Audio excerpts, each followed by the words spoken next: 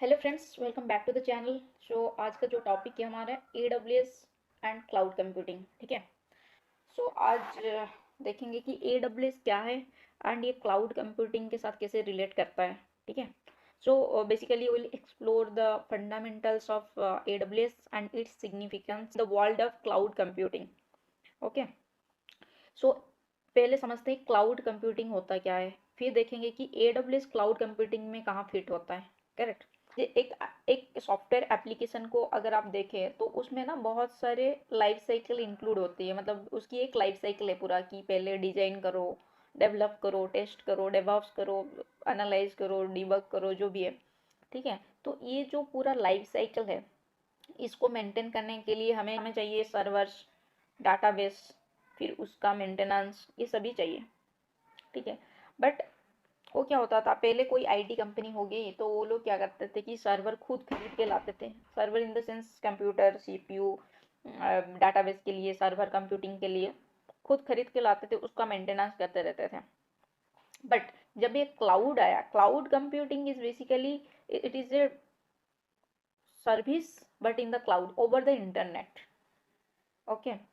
So cloud computing is defined as the use of the services such as storage, server, database, network, but over the internet. आपको कोई physically server, CPU, computer ये सब खरीदना नहीं पड़ेगा आपको।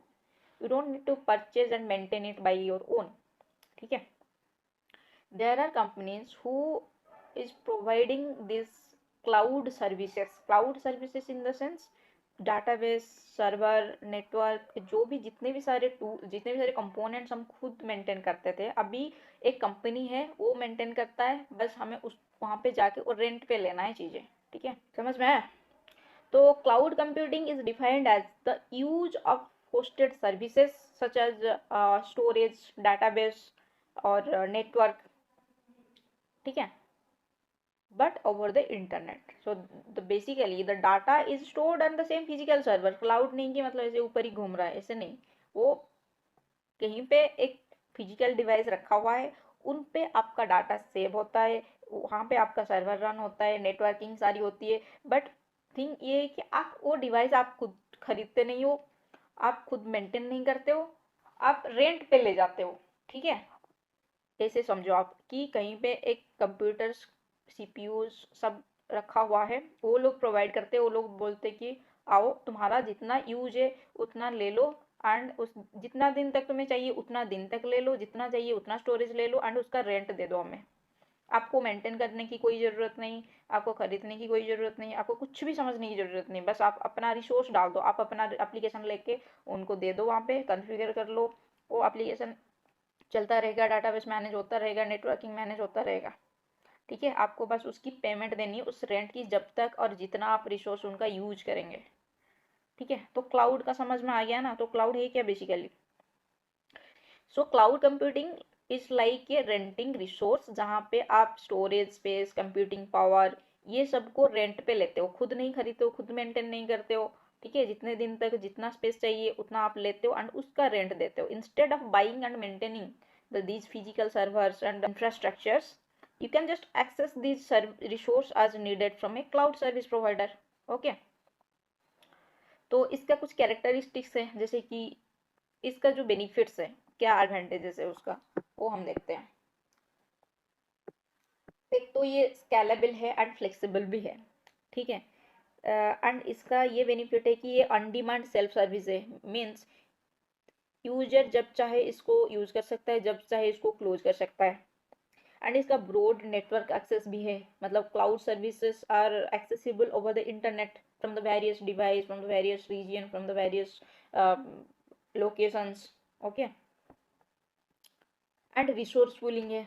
resources are shared among the multiple users, so multiple user can access it. Then है elasticity। तो elasticity का क्या मतलब हुआ कि resources can be scaled up and scaled down quickly to meet your demand. Suppose आपने एक सर्वर लिया था 2 GB का, आपका छोटा सा एक एप्लीकेशन था, बट डे बाई डे आपकी बिजनेस ग्रोथ हुआ, फिर यूजर्स जुड़ने लगे ज़्यादा, फिर आपको मेंटेनेंस ज़्यादा, डाटाबेस चाहिए होगा, ज़्यादा स्पेस, ज़्यादा कंप्यूटिंग इसमें रिक्वेस्ट आ रहा है तो ज़्यादा पावर का सर्वर चाहिए होगा, ज़्यादा स्पेस चाहिए होगा। तो आप क्या कर सकते हैं, इजीली इसको स्केल कर सकते हैं, स्केल अप स्केल डाउन कर सकते हैं बेस्ड ऑन योर डिमांड। ठीक है, ये एक बेनिफिट्स है। एंड इसका जो कंजप्शन है, पे एज यू गो, इसका मॉडल होता है pay as you go. So cloud service जितना आप यूज करते हो उतना ही आपका बिल आता है, जितना रिसोर्सेस आप यूज करते हो उतना का ही बिल आता है आपको। तो ये हो गया बेसिकली क्लाउड कंप्यूटिंग है क्या एंड उसका benefits. So cloud computing means nothing, वो जो भी कंपोनेंट्स हम यूज करते हैं उसको हमें खुद खरीदना नहीं, खुद मैनेज नहीं करना। कोई एक प्रोवाइडर ने उसको प्रोवाइड करा, वो खुद खुद खरीदा है और प्रोवाइड कर रहा है एज ए रेंटिंग सर्विस। हमने जाके हमारा जितना स्पेस चाहिए, जितना सर्वर चाहिए, उतना का ही कॉन्फ़िगरेशन वाले हम सीपीयूज, डाटाबेस, नेटवर्किंग सब उससे रेंट पे ले लेते हैं। जितने दिन तक यूज करना है उतने दिन तक यूज करते हैं, उसका पैसा देते हैं। और जब भी चाहिए, ज़्यादा चाहिए, फिर उसको बोलते हैं कि नहीं हमें अभी ज़्यादा सर्वर चाहिए, ज़्यादा स्पेस चाहिए, हमारा यूजर्स बढ़ रहे हैं, हमारा ग्रोथ हो रहा है बिजनेस में, उतना ही हम स्केल कर सकते हैं। अगर स्केल डाउन करना है तो उसको स्केल डाउन भी कर सकते हैं, और बैकअप भी होता है। ठीक है, तो ये हम समझ गए कि क्लाउड कंप्यूटिंग होता क्या है एंड उसका एडवांटेजेस क्या है। अब समझते हैं व्हाट इज AWS। तो what is AWS? So basically जो AWS, उसका फुल फॉर्म में Amazon web services. AWS is an on demand cloud computing solution provided by Amazon. Okay, जो अमेजन आप यूज करते हो उसने उसका एक प्रोडक्ट है ये AWS, जो कि क्लाउड कंप्यूटिंग सोल्यूशन प्रोवाइड करता है हमें। And currently Amazon AWS includes 200 plus services, software related services, platforms, tools. ठीक है, 200 प्लस इसका सर्विस है। मतलब जो भी आप अभी यूज करते हो उसका अल्टरनेटिव इनके पास है। लेट्स से हम यूज करते हैं गिटहब कोड पुश करने के लिए, कोड मेंटेन करने के लिए। So they are providing a service called code commit which is doing the same thing like GitHub. Okay, so AWS is a comprehensive cloud computing platform offered by Amazon. Okay, and ये क्या करती है, ये हमें provide करती है एक large range of computing power, storage, database, machine learning, analytics, logging, DevOps, everything. जो जो लाइफ साइकिल में आती है हमारे एक सॉफ्टवेयर बनाने में, एक सॉफ्टवेयर की लाइफ साइकिल में जो जो कंपोनेंट्स हम यूज करते हैं, जितना भी कंपोनेंट्स का यूज होता है, टूल्स का यूज होता है, वो सारे कंपोनेंट, वो सारे टूल्स को ये लोग प्रोवाइड करते हैं। ठीक है, एज ए सर्विस। तो हमें जाना है उनका वो सर्विस यूज करना, जो जो हमें चाहिए उसका वो सर्विस यूज करना है एंड हमें उसका पैसा देना है उसको, जितने पे आज यू गो बेसिस ये होता है। मतलब you only pay for what you use without any long term contract. जब तक यूज करते हो, जितना यूज करते हो उतना पैसा दो। अभी खुद अगर आप एक सर्वर खरीद के लाते हो, सपोज 2 महीने चला, आपका बिजनेस भी चला ही नहीं, फिर आपका वो सर्वर पड़ा रहा है ऐसे ही। ठीक है, तो ये बेनिफिट है। तो AWS ये सारे सर्वर, जितने भी हमारे सॉफ्टवेयर लाइफ साइकिल का जितने भी सारे कंपोनेंट्स, टूल्स, एप्लीकेशन होती है, वो सब ये प्रोवाइड करते हैं एज ए सर्विस। हमें इनका सर्विस यूज करना है, जब तक यूज करना है, जितना यूज करना है उतना पैसा देना है बस। ठीक है, इसको बोलते हैं pay as you go model. So there are basic service. ऐसे तो बहुत सारे सर्विस है, 200 प्लस सर्विस है। जो बेसिक सर्विस एक डेवलपर को आनी चाहिए वो होती है जैसे कंप्यूट सर्विस। EC2 हो गया हमारा, इलास्टिक कंप्यूट क्लाउड। ये क्या है, ये वर्चुअल सर्वर है। वर्चुअल सर्वर मतलब कहीं पे एक सर्वर रखा हुआ है, आप उसको by internet, over the internet you you can access it. तो आपके लिए वर्चुअल, वो आपके पास नहीं है, but you can easily put your application and run the server there. ठीक है, तो ये हो गया EC2 आपका वर्चुअल सर्वर। फिर एक होता है लैम्बडा। लैम्बडा क्या है, वो एक सर्वरलेस कंप्यूटिंग सर्विस है। ठीक है, EC2 में तो फिर भी आपको ना जाके सिलेक्ट करना पड़ता है कि भाई मेरे को इतने जीबी का RAM चाहिए, इतने जीबी का स्टोरेज चाहिए, ये इतना CPU होना चाहिए, ये होना चाहिए। फिर जाके वहाँ पे EC2 पे आप सारे इंस्टॉलेशन करते हो उसको, वहाँ पे आपका एप्लीकेशन रन करते हो। ठीक है, बट जो लैम्बडा होता है वो होता है सर्वरलेस। सर्वरलेस मतलब ऐसे नहीं कि सर्वर ही नहीं होगा, होगा।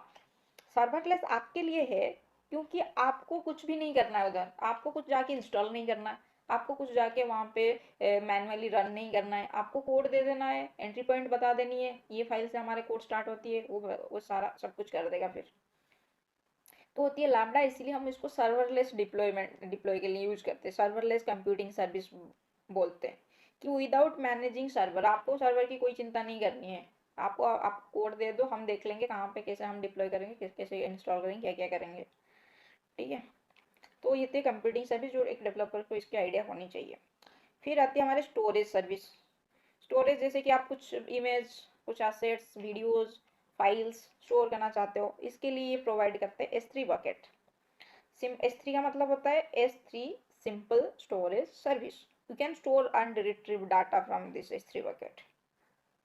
एंड डाटा बेस भी होता है इनका, जैसे कि RDS, जो कि जैसे MySQL एंड पोस्टग्रेस वगैरह यूज करते हैं, उनके लिए है रिलेशनल डाटाबेस, जो कि रिलेशनल डाटाबेस को मैनेज करता है, इसके लिए RDS सर्विस है। फिर एक डायनामो DB है। Dynamo DB is like no SQL database. RDS जो हो गया वो आपका रिलेशनल डाटाबेस सर्विस है, बट डायनामो DB है जैसे कि नो एसक्यूएल डाटाबेस, जैसे मोंगो DB होता है नो एसक्यूएल डाटाबेस, ये ऐसे ही है, इसके लिए डायनामो DB सर्विस प्रोवाइड करते हैं। फिर आता है नेटवर्किंग। नेटवर्किंग के लिए VPC सर्विस है इनका, वर्चुअल प्राइवेट क्लाउड। राउट 53। राउट 53 क्या होता है कि सपोज आपने आपका एप्लीकेशन किसी सर्वर में डिप्लॉय कर दिया, एंड वो आपको एक IP रिटर्न करेगा, सर्वर का IP। सर्वर का IP तो आप खुद याद नहीं रखोगे, बार बार उसको हिट नहीं करोगे, आप कोई डोमेन खरीदोगे, सपोज example.com। ठीक है, और आप जब example.com में क्लिक करोगे या example.com आपके एड्रेस बार में लिखोगे, तो ये रिडायरेक्ट होना चाहिए आपके उस वाले IP को, एंड IP के थ्रू आपका एप्लीकेशन शो होगा। सो ये जो सब रिडायरेक्ट का चीज़ होती है, ये सब मैनेजमेंट करता है राउट 53।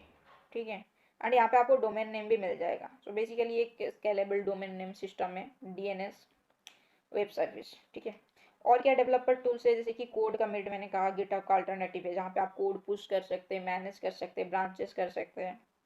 फिर कोड डिप्लॉय हो गया, जहाँ पे आप ऑटोमेटेड डिप्लॉयमेंट का सर्विस कर सकते हैं। कोड पाइपलाइन हो गया, जो कि CI/CD को यूज करने के लिए यूज होता है। CI/CD का मतलब होता है continuous integration and continuous delivery service. In the sense कोई डेवलपर आके कुछ कोड पुश किया और वहाँ हो गया गिटहब में, और गिटहब से फिर आप पुल करके सर्वर पे रन करते हो, तो ये आपको मैनुअली करना पड़ता है। अगर आप CI/CD कन्फिगर कर लोगे तो आपको मैनुअली नहीं करना पड़ेगा। आप वहाँ पे ये कन्फिगर कर सकते हो कि भाई जब जब इस वाले ब्रांच में, गिटहब में ब्रांचेस होती है, ऐसे कोड कमिट में, ऐसे कोड कमिट में भी ब्रांचेस होती है। तो आपको ये बताना पड़ेगा कि जब जब ये मेन ब्रांच में कोई भी कोड पुश हो, तो वो कोड को तुम अपने आप पुल कर लो। पुल करने के बाद उसको रन करो, उसका बिल्ड बनाओ, उसको टेस्ट करो, फिर जाके डिप्लॉय करो। तो ये सब चीज़ के लिए code commit, code deploy and code pipeline use होता है। एंड अभी जो नेक्स्ट वीडियो हमारी आएगी, नेक्स्ट ट्यूटोरियल, उसमें हम पूरा देखेंगे कि AWS का ही सारे सर्विस यूज करके हम कैसे CI/CD पाइपलाइन को बिल्ड कर सकते हैं for a Docker container, with A Docker container. ठीक है, वो होगा इसके नेक्स्ट वीडियो में। तो आपको ये वाले वीडियो में आपको थोड़ा बहुत आइडिया आ जाएगा कि हाँ क्लाउड कंप्यूटिंग ये होता है, AWS ये होता है, फिर आप वो वाले चीज़ समझ सकते हो। ठीक है, तो ये सारी चीज़ें डेवलपर्स को आनी चाहिए, एक डेवलपर को पता होना चाहिए कि हाँ ये सर्विस होती है, इसको कैसे यूज़ किया जाए। और भी हालांकि और भी बहुत सारी है, जैसे कि हमारी है SNS नोटिफिकेशन के लिए, और ACS है एक सिंपल ईमेल सर्विस, जिसके थ्रू आप ईमेल सेंड कर सकते हो। एंड क्लाउड वॉच मॉनिटरिंग के लिए वो भी बहुत सारे हैं, बट एज ए डेवलपर इतना तो आपको आइडिया होना चाहिए। ठीक है, फिर आता है अगर आप एक टेस्टर है तो आपको क्या क्या आनी चाहिए। सो बेसिकली टेस्टिंग के लिए, टेस्टिंग एंड मॉनिटरिंग के लिए ना आपको AWS दो सर्विस प्रोवाइड करता है। एक है AWS cloud watch. Cloud watch में क्या होता है, you can monitor and observe the service for AWS resource. मतलब आप मॉनिटर कर सकते हैं, और वहाँ पे लॉग्स भी आता है कि कौन से एप्लीकेशन में क्या लॉग आया, क्या कैसे मॉनिटर हुआ, कौन कितने रिसोर्स यूज हुआ, कितना MB यूज हुआ, क्या क्या हो रहा है, सारा एप्लीकेशन जो भी AWS का रिसोर्सेस यूज कर रहे हो, आपकी कंपनी या आप खुद यूज कर रहे हो, तो उसका मॉनिटरिंग एंड ऑब्जर्वेशन आप जाके क्लाउड वॉच में कर सकते हो, और लॉग्स भी देख सकते हो। ठीक है, और एक होता है AWS क्लाउड ट्रेल, ये एक सर्विस है। क्लाउड ट्रेल क्या होती है, ये ऑडिटिंग एंड ट्रैकिंग के लिए होती है। Auditing tracking for your AWS API activity, इसके लिए होती है। फिर एक सिक्योरिटी टेस्टिंग के लिए भी है इनका, जो कि AWS इंस्पेक्टर। सो AWS इंस्पेक्टर क्या करता है, ये ऑटोमेटेड सिक्योरिटी असेसमेंट सर्विस है। सो सिक्योरिटी टेस्टिंग यहाँ पे कर सकते हो। तो आपको पता होना चाहिए कि हाँ ये सब, अगर आपको इंटरेस्ट है AWS में, तब तो आपको ये सारी चीज़ें पता होना चाहिए कि हाँ AWS में ये सर्विस है जिसके थ्रू ये काम हो सकता है। देन लोड टेस्टिंग के लिए इसके पास एक ऑटो स्केलिंग है जो कि automatically adjust the capacity to maintain the performance and optimization costs. फिर लोड टेस्टिंग के लिए इसके पास लोड बैलेंसर भी है जो कि जो भी इनकमिंग रिक्वेस्ट आती है हमारे सर्वर के पास, जो भी ट्रैफिक आती है उसको मल्टीपल टारगेट्स में ये डिस्ट्रीब्यूट करता रहता है ताकि एक सर्वर में लोड ना आए। तो लोड बैलेंसर क्या करता है बेसिकली, आपकी एक सर्वर है, जब रिक्वायरमेंट आया, ज़्यादा रिक्वेस्ट आया, ज़्यादा ट्रैफिक आया तो ये मल्टीपल सर्विस ओपन कर लेगा। फिर उसको जितना भी ट्रैफिक है उसको इक्वली डिस्ट्रीब्यूट कर देगा एमंग ऑल द सर्वर्स।